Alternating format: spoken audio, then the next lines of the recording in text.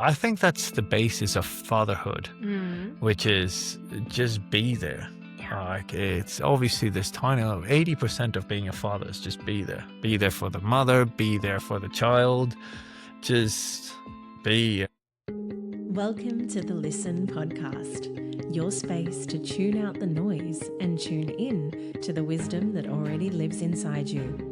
I'm Alyssa, and through soulful conversations and grounded reflections, we explore what it means to live your bliss, to walk through life aligned, intuitive, embodied, and lit up from within. Because the answers you're seeking, well, you already hold them. The real question is, do you have the courage to listen? Hello and welcome back to the Lyssn podcast. My name is Alyssa, but you can just call me Lyss. Today we are diving into part 2 of my conversation with Geronimo. If you missed last week's episode, that is part 1, so I definitely recommend going over there and checking out part 1.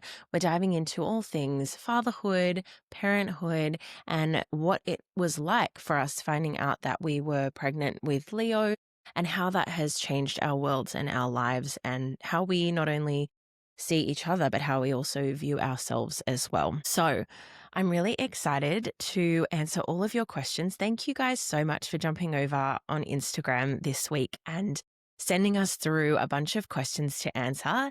It was so lovely hearing from you, and also so exciting to see everyone engaging with our episodes and with this topic. I think it's really important that we all are more open and honest and vulnerable with what we're sharing in regards to parenthood, because I think there's a lot of stigma and there's a lot of things that aren't necessarily spoken about when it comes to having children, especially if you're a first-time parent. So yeah, hopefully this will give you a really nice idea of what our experience was like. If you do have any questions, or if there is anything in particular that you want to hear about, please feel free to let us know. Thank you so much for supporting this podcast. Thank you for supporting me and Geronimo and Leo and Max.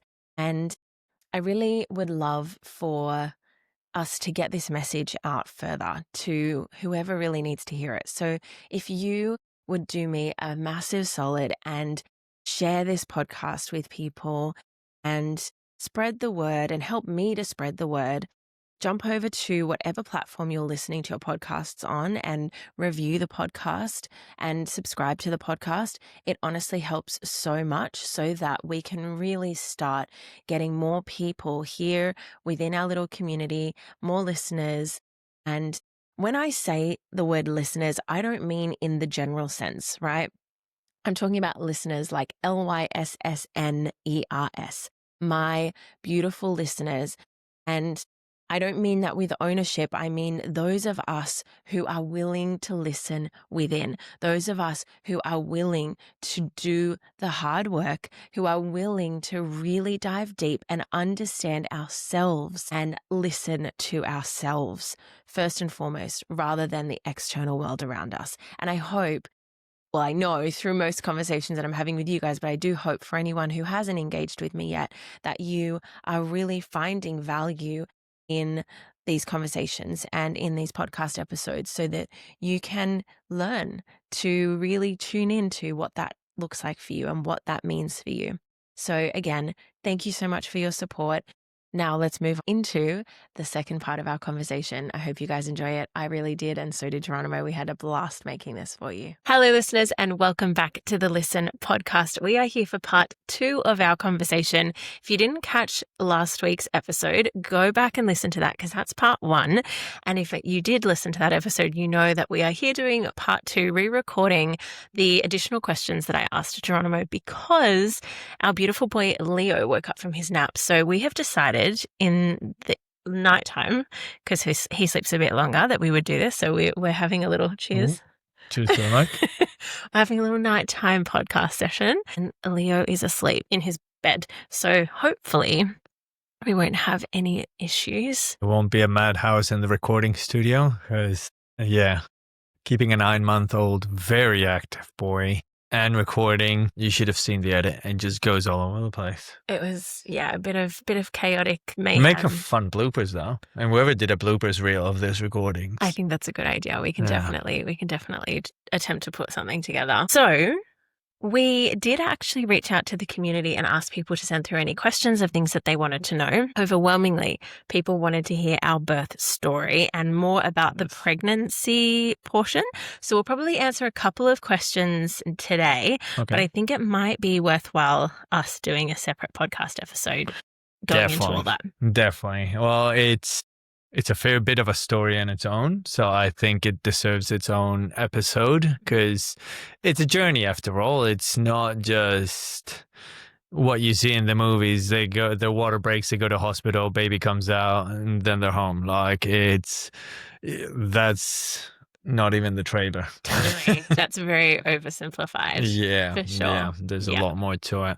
It's the Hollywood highlights reel. So yeah, we'll leave that for another time, but we'll still answer some small bits. Yeah, for sure. Sounds good. Did you have anyone reach out to you with questions, or am I just going to shoot you the questions I received? I think just yours. Yeah, I think you've been the main channel. So yeah. Beautiful. Okay, so first question, how did we both prepare for having a baby? I think in today's day and age, we're quite lucky in the sense that there's so much information, be it on social media, on the internet, chat GPT nowadays. You can have full conversations. And I think it's quite great for that because in that sense, it's a useful tool that you can use to get the general knowledge of what it is rather than have it as a midwife, which that's not what it's intended for.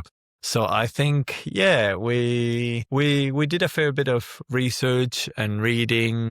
And I think most importantly, we talked to people, to our parents, to other parents, to, a lot of friends and family who all had their own little gems. I think the best one was when a baby comes out, they just drink milk.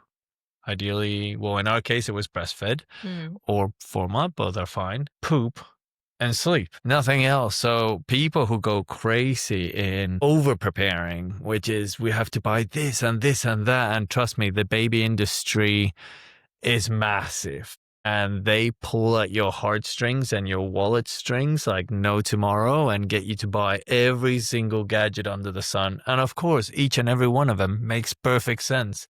But the baby eats, poops, and sleeps. It doesn't even move, so you don't need any borders, boundaries, none of the stuff they sell you. Do you need it? I think we just got a changing table, because it poops, a cot, because it sleeps. We had a bassinet as well. A bassinet, because it was he was sleeping next to our bed. Yeah, and... my boobs. And your boobs. To feed him. Whatever your boobs needed. We were lucky enough to do that, And I think that was sort of, we did get a couple little things here and there, but I think that was our best way of preparing. Just talking to people. Dad just needs to keep on doing what he does. I think at this surge, like that, I was going to say dads don't matter. But we do play an important role. There's lots of different pregnancies. We've got some friends who are going through very difficult pregnancies. And then other friends who, if it wasn't for their belly bump, they wouldn't even know that they're pregnant because it's life as usual for them. So it's important, the male role, to be there and support them in, if you're going through pains, to get you stuff, or even if it's just the hormonal changes or all the million things that change. I think that's the basis of fatherhood, which is just be there. Like, it's obviously this tiny 80% of being a father is just be there. Be there for the mother, be there for the child, just be. I think nowadays where we don't have to protect from predators. We don't have to hunt for food or gather. Like, we live in a world and an economy that everything is just available. It's even there, if more fortunate. So we live in Australia where the government just gives you everything. So as a father, the key is to just be there. And I think that goes under preparing, during birth, after birth, growth. I think that's Yeah. Well, presence is a gift. That's why they call it the present, right? Yeah, that's it. Yeah. It's definitely one of the simplest things and probably one of the simplest pieces of advice you could give, but probably one of the most powerful as well, because I think that's something, especially post birth, that a lot of men start to go, oh, she doesn't need me as much. She's healed. I mean, we know that postpartum, that's a very long healing process, and just for the wound inside from the placenta, that takes at least 6 months to heal. So we do really, as a society, I think we do really need to sort of shift the conversation around a lot of that stuff and be a bit more open with these conversations so that people can be more informed and more aware, because a lot of times people don't understand that, and there's such a push for the bounce back culture, especially for mums. And I think when you are pushing this bounce back culture, and I know in the States, often, people might not even get 6 weeks of maternity leave before they have to get back to work. And I think that's, we're starting to learn a lot more about the healthy attachment of your child and child psychology, and understanding how important those formative years really are with the presence not only of the mother but the father. So yeah, I think that's probably a really important key, is just for dads to be present and to be there for mum and bub. Simple and easy. We went through a midwifery service. Private midwifery service. Yeah. And we met some amazing people, and all of the women who were all pregnant around the same time. We were sort of in a little cohort group together, and we would get together regularly. I think it was like once a month, and we would have classes, and then there were classes where the dads attended as well. And that was sort of from a more practical aspect of preparing for birth. I also listened to the Great Birth Rebellion podcast. Cannot recommend this podcast enough. And I sent you quite a few episodes of that to listen to too. I think that was really important for me in particular. I really wanted to make sure that I was informed, because I think there's a lot of fear mongering when it comes to the birthing process. And yeah, we can get into all of that another time, but that was a huge part of my preparation, was listening to those podcasts and doing those classes. And I think for me, a lot of my preparation came from within. I meditated regularly, and I made sure that I was listening to what my body needed, even when it wasn't necessarily what I knew logically was probably the better way to go about things. Sometimes my body was just craving, like at the first trimester, I was so sick.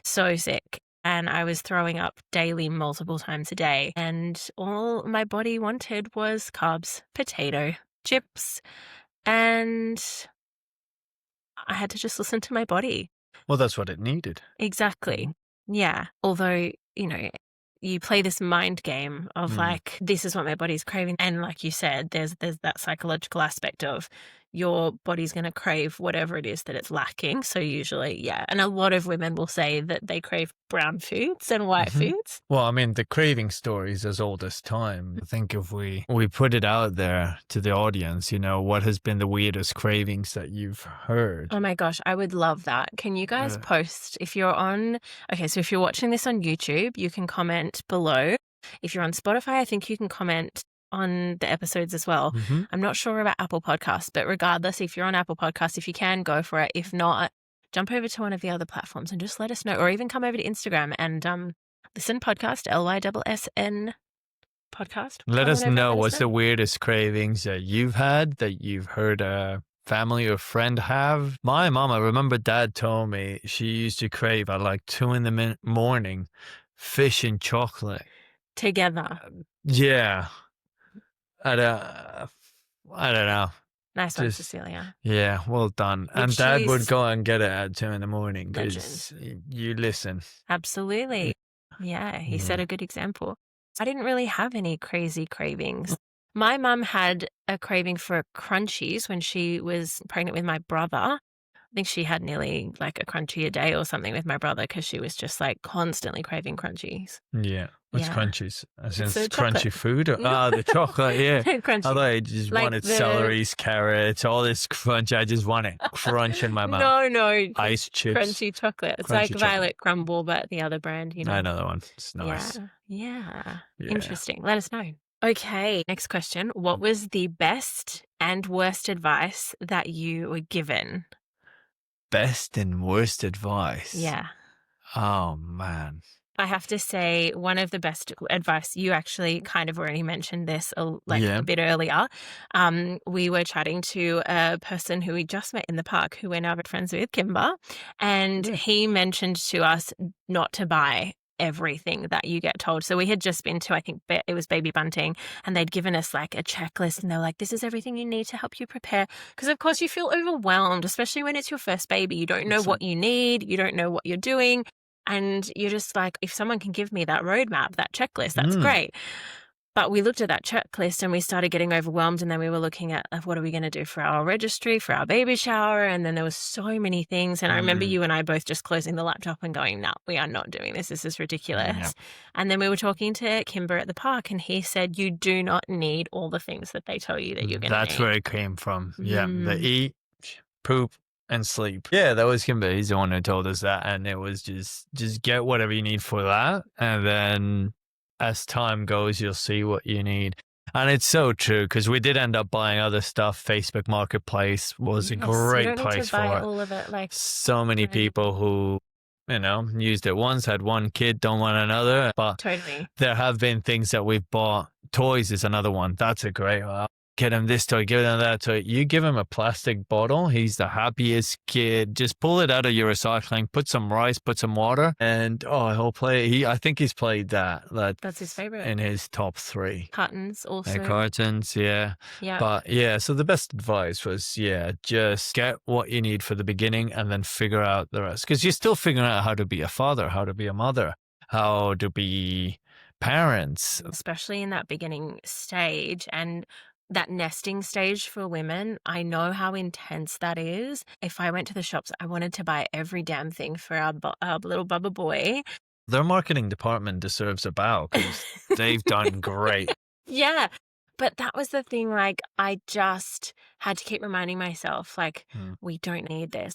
And I think sometimes, especially in our social media age, we are bombarded with all of these Pinterest-worthy homes and Instagram-ready homes, and we don't see what's behind the camera. I shaved 5 minutes before this podcast. Don't believe I don't everything know. that you see. This sort of neat, tidy. I have time for that. I'm a tradie on top of that. But yeah, exactly. So they paint you this beautiful picture, which true enough, they got to sell whatever it is that they have and, Totally. make it look as best as you do. And that's, the film industry as well. Create the best picture. So, you do what you have to do, but, you do see it and then look at your life and go, oh, I don't have all that stuff. My house doesn't look like that. Nobody's house looks like that. Totally. I mean, well, they do, but no, nobody's house looks like that. Okay, you've got you a can new pay for a one. maid. Yeah, exactly. Yeah, I was just thinking, well, millionaires might beg to differ. But I'm sure they have their struggles too. Worst advice. You got a lot of that. I didn't get much of that. I feel like the females get a lot more unsolicited advice than men, just because, I don't know, people don't like how men may react.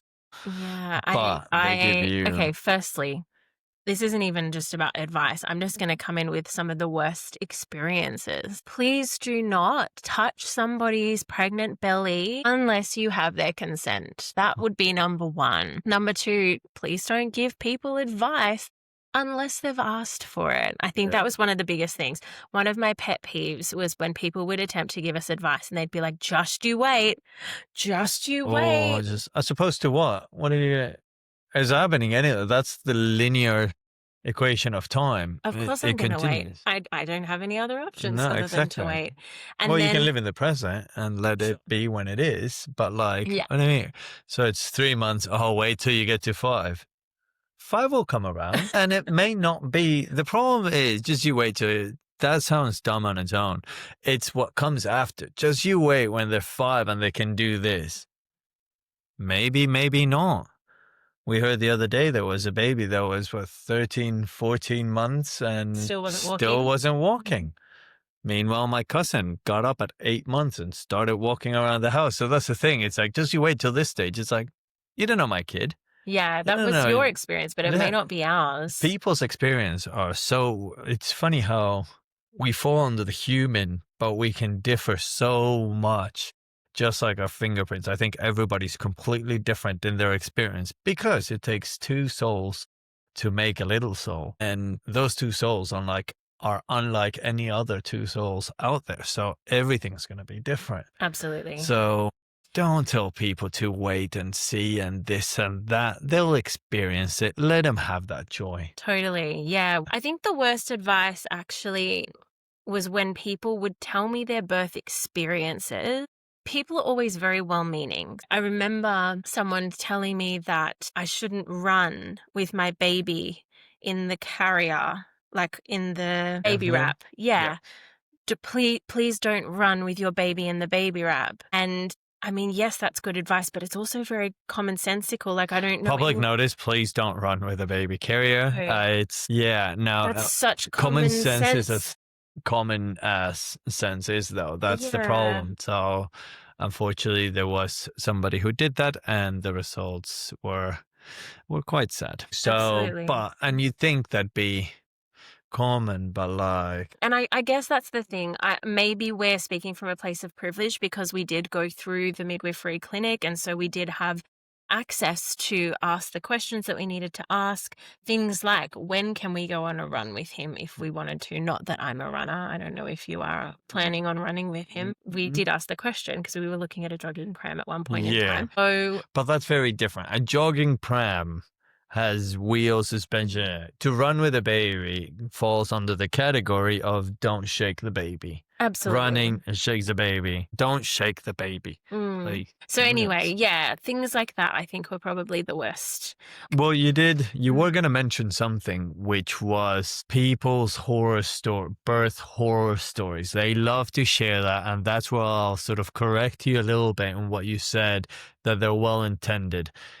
That I feel like people get a kick out of, getting fear out of you. Because otherwise, why would you share a horror story? This is what happened to me, and the cord was wrapped around his neck. That's not going to benefit anyone in any way, because A, it's out of your control. There's nothing you can do, to prevent, or, well, I guess now with technology you can, but like it's just causing fear. It is what it is. And like doctors are going to do the best that they can. So giving you that information that their baby came out with a cord wrapped around the neck, like, you're not going to focus and go, don't wrap your cord around you. Like, totally, yeah, it's not helpful. All you're going to do is go, oh my God, I hope that doesn't happen to you, which shocks your nervous system, which then goes on to the baby. Stress. Yeah, absolutely. That is a very, very good point. I agree with you. I wouldn't necessarily say they're doing it intentionally to get fear. I think it's a subconscious thing. Because as humans, we crave the drama and we want to. I think people do it because they want to caution you because they've gone through some kind of trauma and they don't want you to experience it.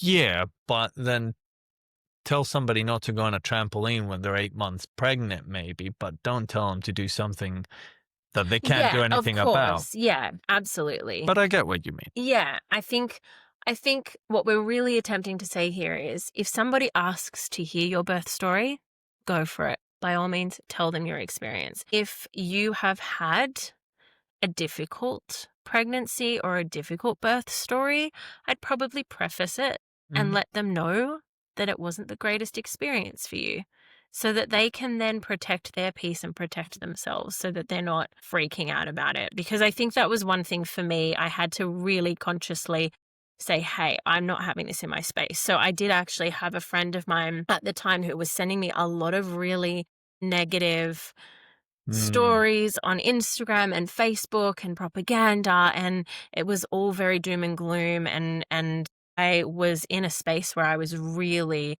doing everything I could every single day to make sure that I was peaceful, connecting with Leo, focused on us and what it was that we needed and really protecting our peace. And I had to set a boundary with him, and he was so respectful of that, and he went, yeah, I totally get it, no problem. So just don't say stuff to people if they don't want to hear it. Yeah.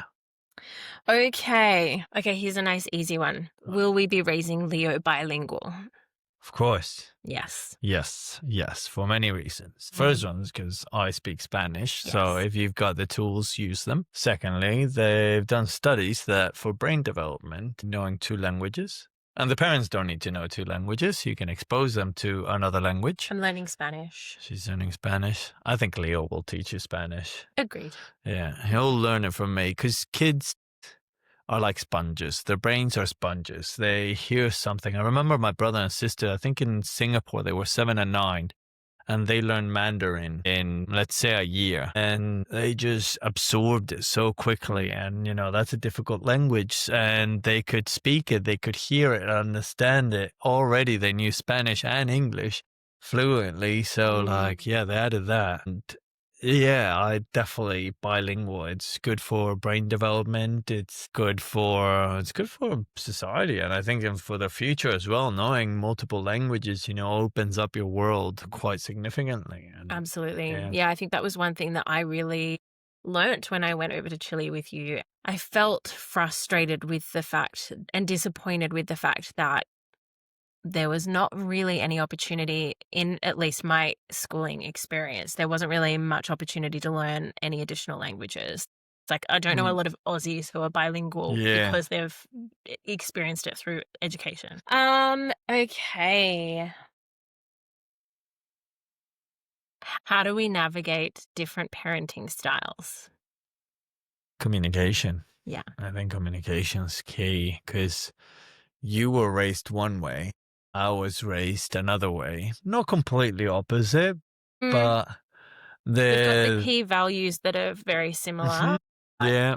Yeah, very different Yeah, parenting. there's a lot of similarities between your parents and my parents, but there's also a lot of differences. And for us raising Leo, you'll do things one way and I'll do things another way. And together we've both been able to sort of take a step back and sort of watch how the other person has done it and understand why they've done it and how that could be of benefit.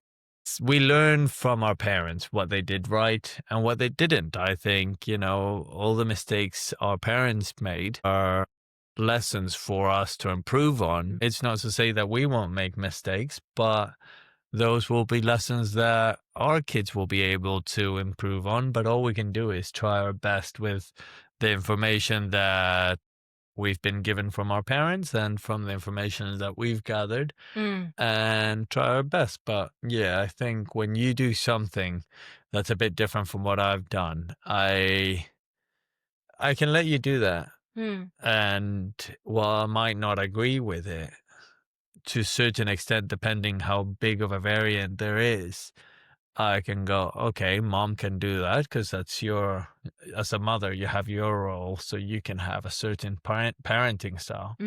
And I could do it another way. I mean, it's quite common for mom was one way, dad was the other way. So two parenting styles can coexist. I think it benefits them to have one parent do things one certain way and then another parent do it in a different way or an opposite way, and they can sort of see the differences between the two roles. And I guess they learn to respect that as well and grow with two different views.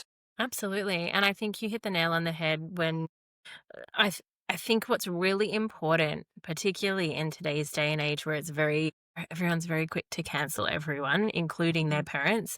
I've got a lot of friends who have disowned their families completely and have completely cut their families off, and some for good reason, but most others because they just clash so hard with them. But I think that there's an element of we can't blame our parents for things that they did in the past with information that we currently have now, because they did the best that they could with the information they had at the time.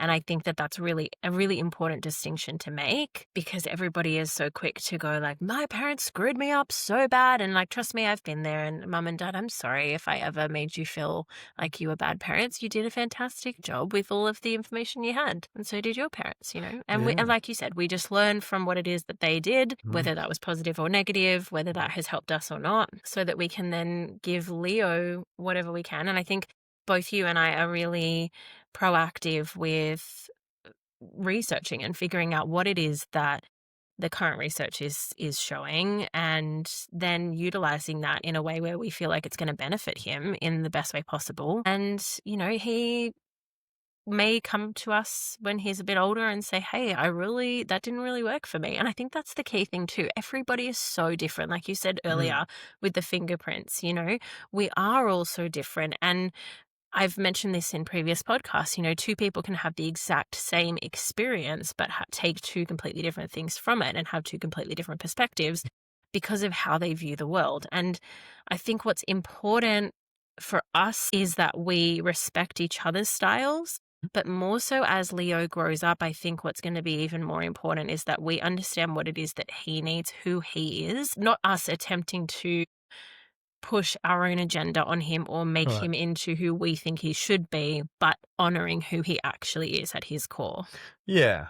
We want to guide him, not shape him, and support him through his life, his growth, his changes. And obviously we do have to work together with that so he can be the best Mr. Man that he can be. The best little Mr. Man he can be. That's it. Okay, so we've got 2 more questions. How do you manage the sleep deprivation? Well, I think that's more of a question for me. Yeah, I pass it on to you. And thank you so much. You've been amazing. It's, you do a wonderful job at getting up, putting him to sleep.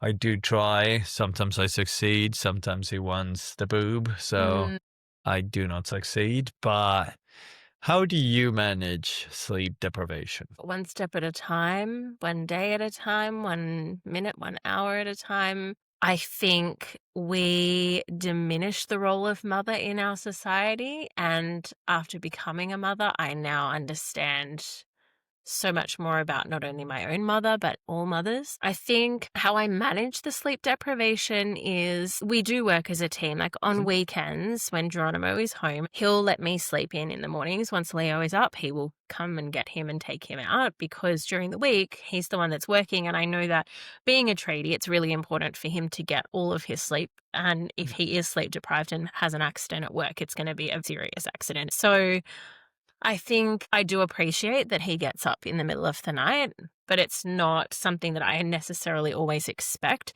Sometimes I am at complete capacity and I am so sleep deprived and I sleep through it. And that has happened a couple of times where you'll wake up and I will not wake up. And I will speak to you the next day and you'll go, oh yeah, so I got up about 2 or 3 times last night. And I go, you what? I did not know that. Yeah, I think...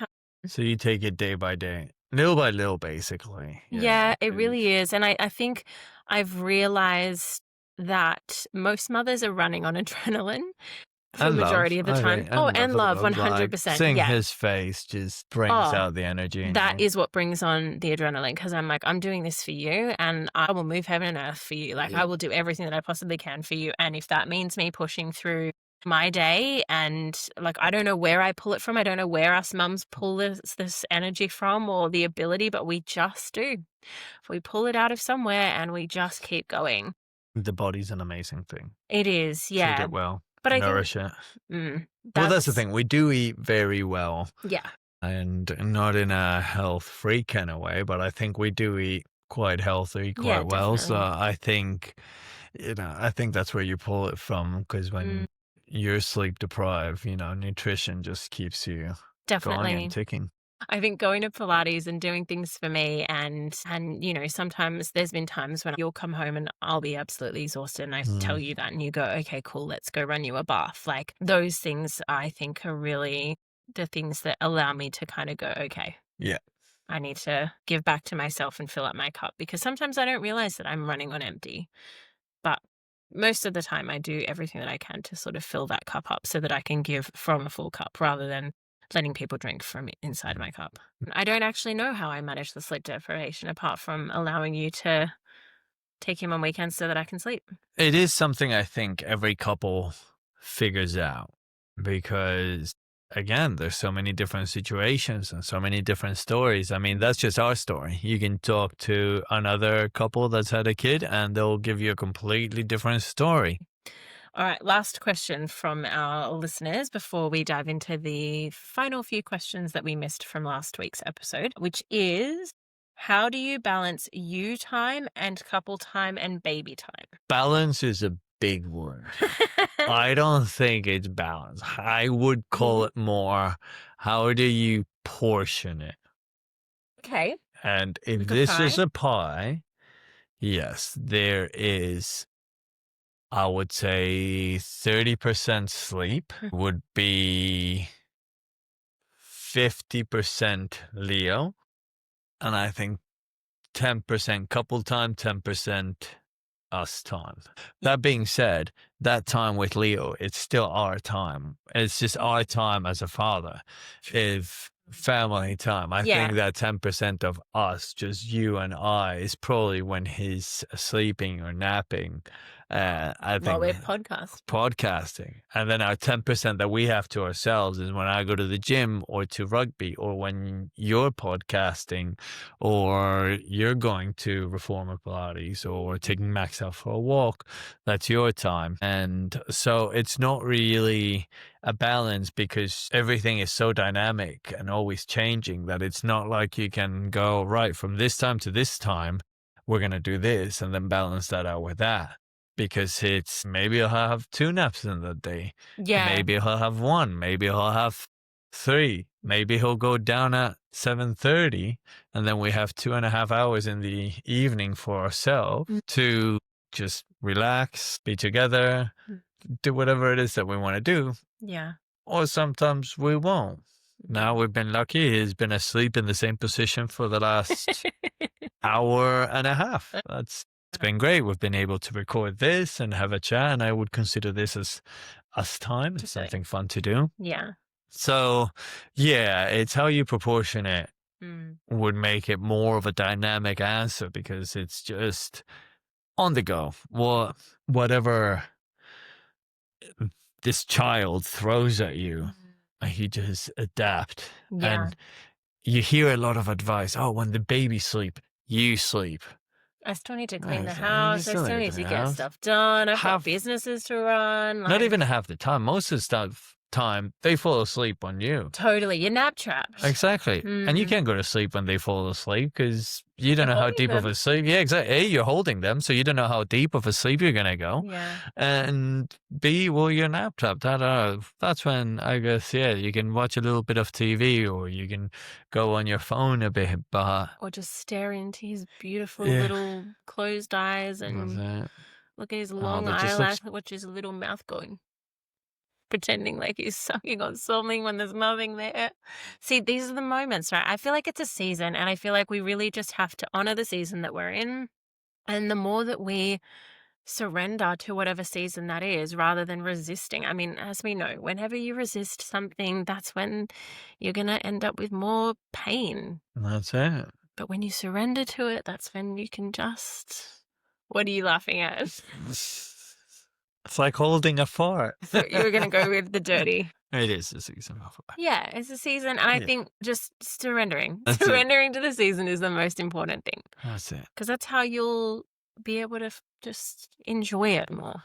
Yeah. Yeah. So we're going back to the questions from last week so that we can really do our due diligence with this fatherhood piece. What has been the most beautiful part of this transition, and what has been the hardest? The most beautiful part would be to see how Leo has grown and developed. I think looking at photos today, when we were picking what photos we were going to print out for picture frames, just seeing this little bundle of joy that he used to be, and we thought he was so grown up, so perfect, and it was just so incredible to see. And then you look at him now, where he's grown some more facial features, grown more hair, grown more character as well, and it's just so incredible seeing how he's grown and developed, but also seeing how we've grown and developed as parents. Seeing you become more of a mother each day is just as amazing. Yeah, I think that's been the most beautiful part, just seeing you two grow into the most amazing family that I could ask for. Ditto, right back at you. Thank you. Yeah. Most difficult? Hardest, most difficult? Hardest, most difficult would probably be being away from you guys. And yeah, so as you'd know, I've been diving a lot into sort of financial knowledge through podcasts, through audiobooks. There's a couple great ones like Strong Money Australia, which talks about becoming FIRE, which is financially independent, retire early. And it's not a get rich quick scheme, but it's very much a work towards your future so you could become financially independent. And that gets the gears turning. And also thinking, not just that, but also thinking about the fact that we go to work for the best 40 years of our lives, and they dangle this carrot that says, we'll reward you at the end with retirement. And, but the end it's the end. You've already used all your youth, your energy, your everything. Oh, if you even make it to that point, because there may be disease or... Exactly. You don't know what you're going to encounter in that. So now that I'm a father and I'm 38, I've started thinking, I want to be there, when, start working now for the future so I can be there for him when he's 10. I think we've come up with a couple plans of how we can do that even sooner. I don't want to stop working. Yeah. Ding, the plans. Plans are ringing. I don't want to stop working, but I want to be working with you or be more involved in the family and still sort of provide in some way. But I think going to work for 40 hours for what I make, which isn't bad, it supported us this far. It's like the math doesn't add up. You just think like, man. We're sold this dream that, buy a house and do all of these things. That... Join the rat race. Yeah, exactly. The only thing they don't tell you that the rat race is full of rats. Is that what you want to be? I don't want to be a rat. But the hardest thing has been being away from you guys. I love thinking about you guys at home, and I get the biggest welcome. It's kind of like, it's funny. They say that getting a dog prepares you for having kids. Right. And there's so many relatable things because when you have a dog and you come home, they're unmistakably just so excited. The greatest moment in their entire life. And it's funny now that we've got Leo, when I come home, he loses his mind. It's the best part. I'm sure you can upload a video one day of him reacting to me coming home. He just hangs on the edge of his sort of playpen and he's screaming and making sounds and face. It's the happiest moment. He literally waits. Like he watches out the window and he sees you coming home on the motorbike and he watches intently you driving down the driveway and then going back up so you can reverse back in, and he's watching you the entire time. And it's the most beautiful part of my day because I just see how much he loves you and it reflects how much I love you. And it just makes me emotional. It makes me really happy. So, yeah, those would be the happiest and worst. Nice. Good response. Okay. How has parenthood shifted our dynamic? Our dynamic as a couple? I think it has definitely made us prioritize timing a lot more and be a bit more conscious. I'm still working on that, but yes. Yeah. But we are a bit more focused on time together, individually, with him, things that we need to do, our family. Yeah, I think as a couple, parenthood has definitely shaped us into prioritizing time and what we have and how to just be happy. Because that's the other thing. There's a lot he can do. And the sun here is quite strong. So today was a beautiful day and it would have been great to have gone to the beach, but it does get tricky when the UV is ridiculously high. We're in the Sunshine Coast, in Queensland. He doesn't like wearing his hat. He loves crawling around the beach. So he's going to be in the sun, but he's never really been exposed to the sun.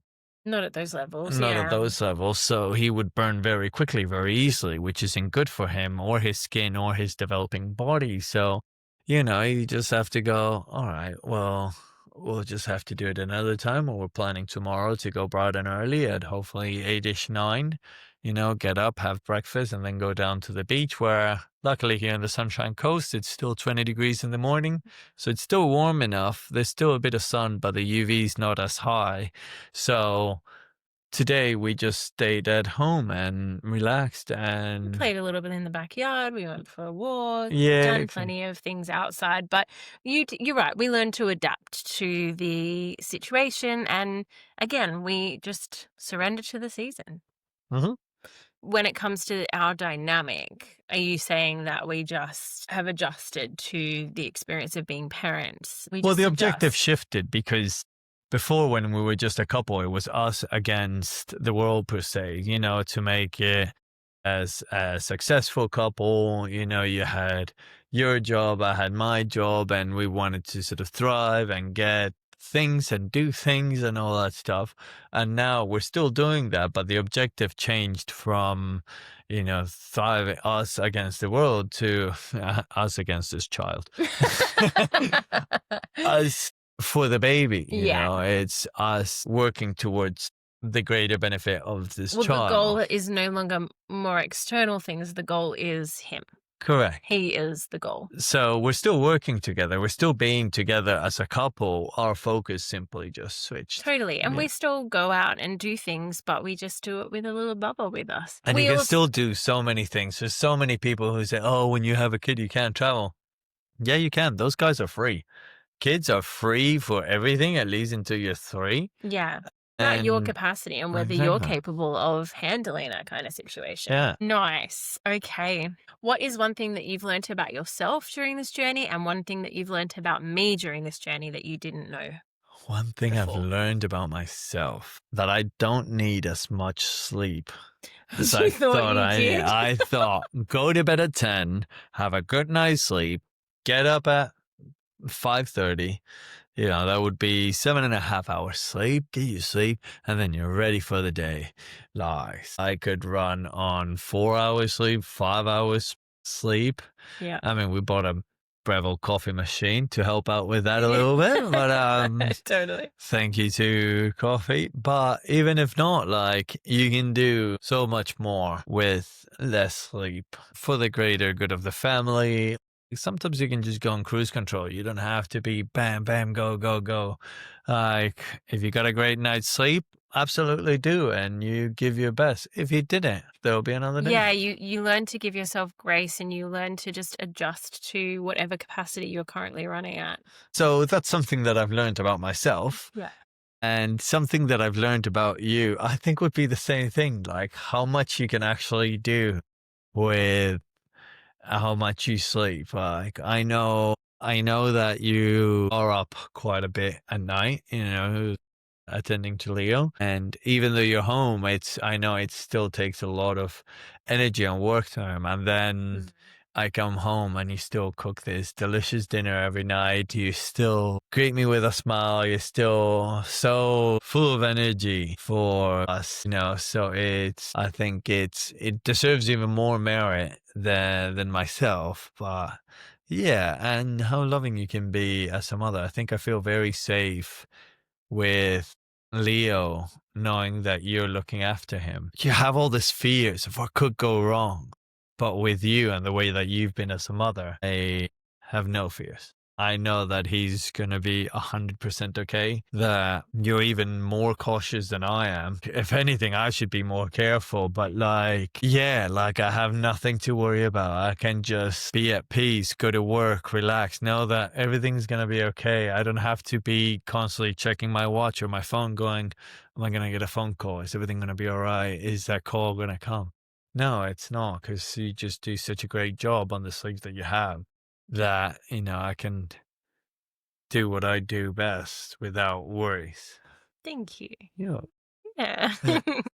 Yeah, and I think I feel very similarly that you allow me to feel very safe in knowing that you're supporting us and you've got me, so therefore I can have him, Mhm. and I know that you've got him as well, but that my primary job is to make sure that he's Yeah. healthy and well and alive. Yeah, Yeah. it's important. We love that. Yeah, thank you. Yeah. Okay. What do you see for us moving forward, both as a couple and as a family? Sounds like something that the Department of Home Affairs would ask. What are your future plans? Well, we recently answered this. I would definitely like to buy some land and just have an open space for us to grow, for him to grow and run around and just be. I love this house. It's got a great garden and it's given us quite a lot. But like, yeah, in the future, I would love for us to have just a lot of land Well, and we also have dreams for ourselves. You want to, have a sick garage with all mm, of the bells and whistles so that you can restore cars and that's it. spray paint cars. And I want my retreat space and Yeah, healing space and podcasting space. And that's it. yeah, we've definitely got some big dreams for the future. Yeah. But yeah, that would be sort of something that I see for us. I definitely would like Baba number 2 and 3. I think 3 is a good number. They become their own little sort of clan where they look after each other. I don't know. I see my cousins. They've all got 3, and you see one running, and you see the other 2 little ducklings just running behind them. And it sort of gives them their own little dynamic. I would love that. I If would love that 2 too, if more, we're that would be blessed good. enough. Yeah, Yeah, I'm working on it. We're just gonna get everything feeling good again. that's it. Make sure that I'm ready to carry another beautiful baby into the world. That's it. Hmm? Bring me a little brother or sister. My goodness, can you imagine him as a big brother? He's gonna be the Yeah. best. So exciting. Is there anything that we haven't spoken about over these last 2 podcasts that you really would like to speak about? Anything that you have a burning desire to mention or to put out into the world? One story that does stick out amongst men is the lack of attention for them. And fair enough, it is the mother who's having the child. It is the child who's the main priority. Mm. And they deserve all the attention. But I also want to give recognition to men while I'm here in this space of how amazing the work that you do. Not to toot my own horn, but there's no other way of saying that. Like, that I've done. And it's all through the process because you have to be there to support them and it's supporting them, but nobody's supporting you. You You don't have to think I be. support you? Well, you're busy creating our baby. You're busy Mm. going through all your changes are hormonal. I mean, Yeah, I like in the can't give capacity, you everything you know, you you need anything. We'll give you that. We Mm. need something. We have to do it ourselves. And that's fine. I think we're sort of wired to do that. Then it evolves into, and you do hear some stories into sort of birthing story, where the man is present in the birthing room and there can be complication and it's quite a shock and we are present. Women will be either dosed or in a trance or in a different situation. I think there was a comedian the other day talking about it and how shocking it was because his wife was, I think she got the epidural, so she wasn't really there. Yeah, she was out of it. Yeah, but he's seeing all these complications. She was hemorrhaging and he's freaking out. But and obviously like you're just there to watch. Obviously that's the most important part. But But you've still got your own nobody experience. You're going through exactly. something as well. And during, absolutely focus on that. Don't mind Mm. me. I'll hold my own. But afterwards, like nobody really checks in on you. Nobody really sort of goes, "Are you all right? That was difficult to experience, to watch," and it's unless the worst happened, Mm. sadly. That's when all the hands on the shoulder come Mm. out. But, it can still be traumatic experience and it works out fine, but you still went through that.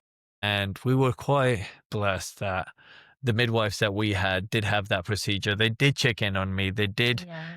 have a full conversation with me.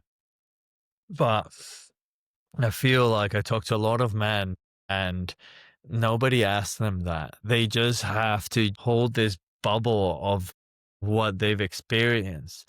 And then even then, so, it's all about making sure that the mother and the kid are all right. So they run around tirelessly and endlessly, all with great ambition and goal to provide the best that they can for their family. It's just like you hold your own.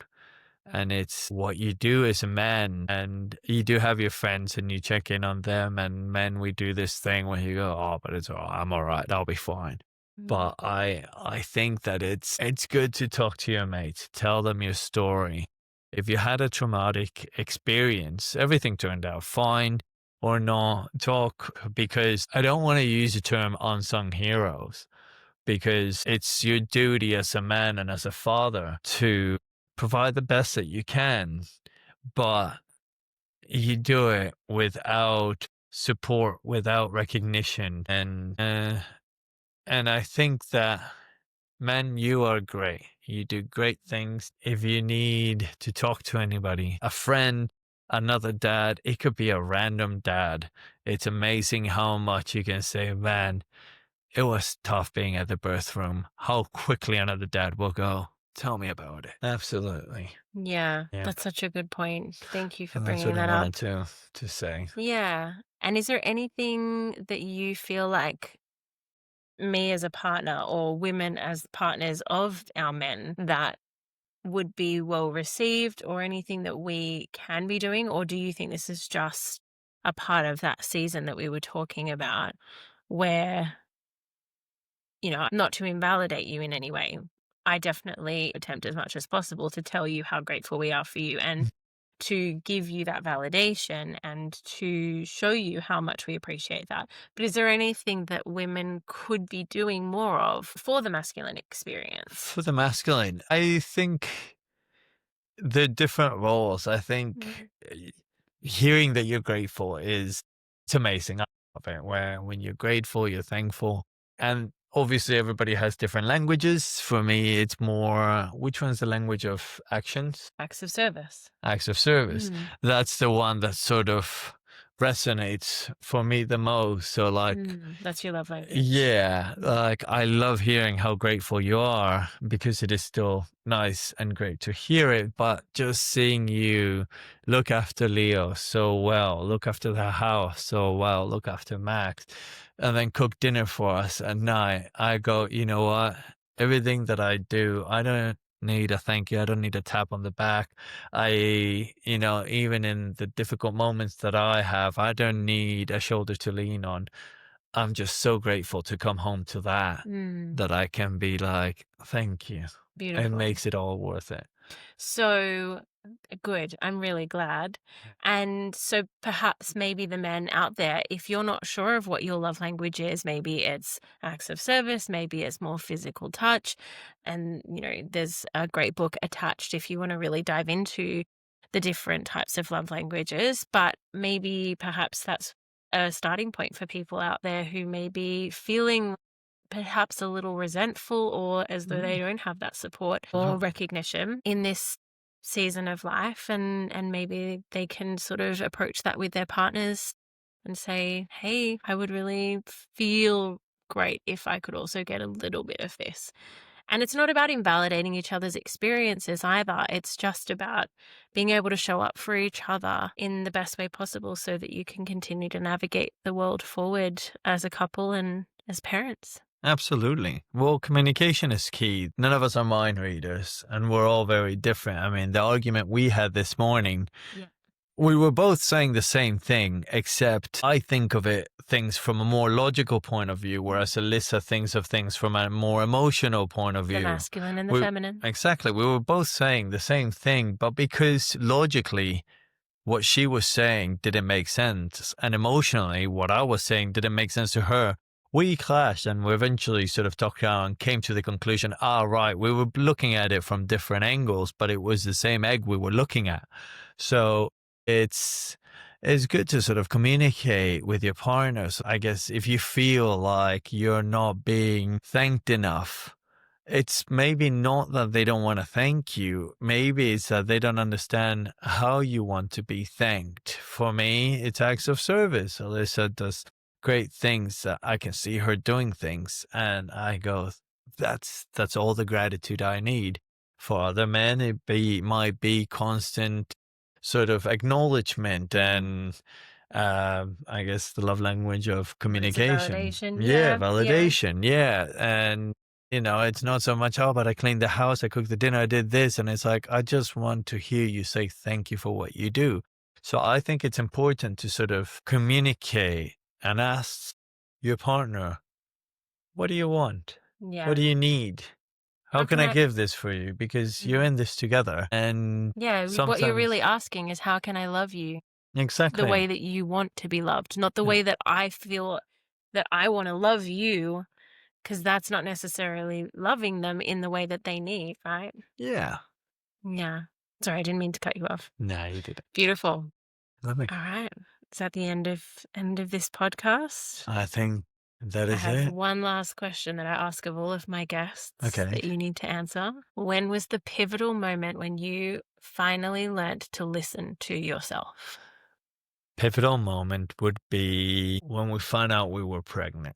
Really? Yes. Okay. Yes. When we found out we were pregnant, Mm-hmm. there were so many changes happening in my head, in my daydreams, in my night dreams, in my emotions, in my heart, in my mind. Every sense of me was just firing. And I went, right, I'm going to have to listen to this because a lot is happening. We need to go with it. I think this is great. It's great for things to be happening, but let's listen to it and see what we need to do. How do we need to go? Because I had this feeling and this understanding that this is what prepares me. This is Yeah. what gets me ready to become who I need to become. When I saw that we were pregnant, they listen to your body, might as well. When it's doing all this kind of things, let's listen and go from there.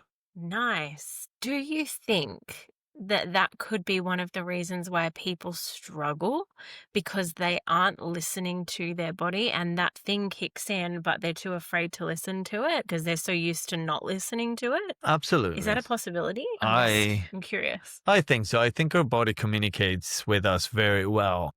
To break it down into simple terms, if you're dehydrated, your body's going to ask you for water. You don't give it a whiskey. One. Wine, yeah. If you're hungry, you give your body food.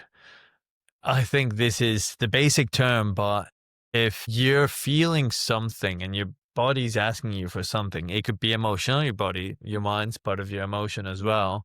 I think it's important to listen because if you're feeling something, but you're convinced yourself, no, that's not it, then you're going to start clashing with yourself. And I feel like that's where people start to struggle. And look, sometimes they come out the other end and it works out, but sometimes people just don't know why they're stuck in a rut. They're stuck in a problem. They're stuck in a situation and they've tried everything except for what their body's telling them. And then when they do that, they go, why didn't I do this sooner? Totally. I The answer think was there all along. yeah, I think knee-jerk reactions are also a thing and you shouldn't take them. You should take time to listen to your body. It's not like, oh, my body said go out. Let's go out. Like there is sort of your mind playing tricks on you and tendencies. Well, there's a difference, right? You're talking about the difference between the ego and listening to your intuition. Correct. Yeah. Yes, yes. So So learning to discern the two is very yeah, if you feel your body's starting to tell you something, start listening to it, start sort of working with it and try to figure it out. nice. That's very good advice. I wholeheartedly concur with everything you just said. And I mean, that's the whole basis for my podcast, right? That's To how listen. Lyssn was born. Thank you so much for this conversation. Geronimo will be back because, as we mentioned, there was a lot with our pregnancy experience and our birth experience. We had a home birth and it was a really beautiful experience, but we also had lots of lessons learned along the way. Yeah, if you tuned in last week, you'll know that we also had a shoulder dystocia and all sorts of other things that happened. So we'll go into more depth of that experience at a later date. So don't worry, he will be back, ladies and gents. You've definitely got some fans out there who have been That's very exciting. happy to hear your side of the story and to be bringing that masculine tones. I'm sure that we'll have you on again. I'll gladly come back on again. Beautiful. It'd be my pleasure. Yeah. Thank you I'd for love to having me have you. for this 2 episodes and Pleasure. get to share my side of the story. Yeah. It's important. It's important that we are supporting our masculine counterparts and you guys have a voice as well, because like you said, oftentimes the male experience when it comes to birth is more of a silent one. And so it's important that we shine a light on that as well. Thank you guys so much for being here. We made it. Leo is still sleeping, guys. We did it. We did it. Hooray. I'd say cheers, but we're just drinking water at this point. I will see you next week. And I just want to say thank you again for being here. It means so much that you guys are supporting the podcast. And I can't wait to see what is next for our little family and what is next for the podcast. And the key thing that we are doing through all of it is listening to each other, listening to ourselves, and loving each other. Yeah. Yeah. Alrighty, guys. We'll see you later. Have a beautiful, beautiful week. Keep listening to yourselves and keep loving your people.